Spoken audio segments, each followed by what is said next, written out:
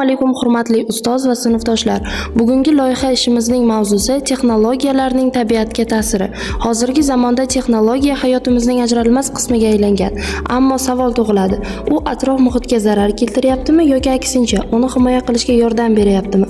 Bugun shu masalani tahlil qilib beramiz. Texnologiyalar tabiatni himoya qilishga qanday yordam beradi?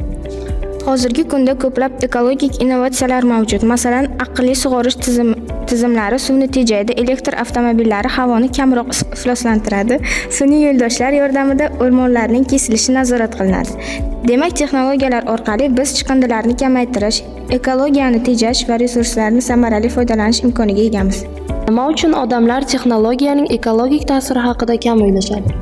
Ko'pchilik qulayliklarni birinchi o'rniga qo'yadi. Masalan, tezkor internet, yangi telefonlar yoki mashinalar inson hayotini osonlashtiradi. Odamlar esa uzoq muddatli ekologik oqibatlarni darhol sezmaydi. Bundan tashqari, ba'zi davlatlarda ekologik ta'lim yetarli darajada emas. Kelajakda texnologiyaga tabiat zararini kamaytirish mumkinmi? Ha, agar hukumatlar va kompaniyalar ekologik siyosatni kuchaytirsa, zarar kamayishi mumkin. Yashil texnologiyalar chiqindilarni qayta ishlash va barqaror ishlab chiqarish tizimini muammoni kamaytiradi.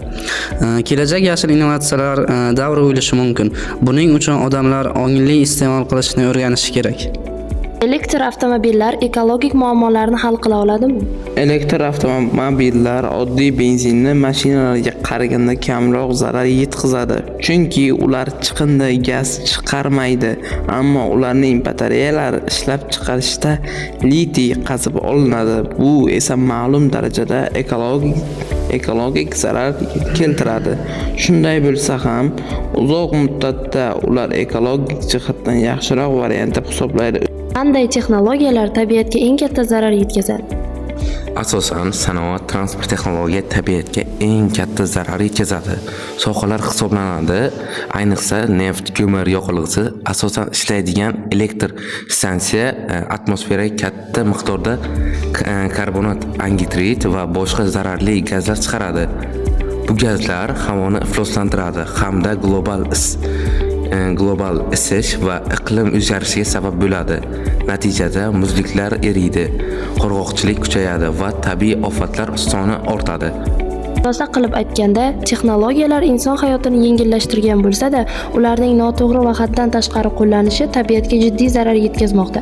Ayniqsa sanoat, transport, plastik ishlab chiqarish va elektronika sohalari ekologik muammolarning asosiy sabablaridan biri hisoblanadi. Shu sababli kelajakda texnologiyalardan oqilona foydalanish, qayta tiklanuvchi energiya manbalariga o'tish va chiqindilarni kamaytirish muhim ahamiyat kasb etadi.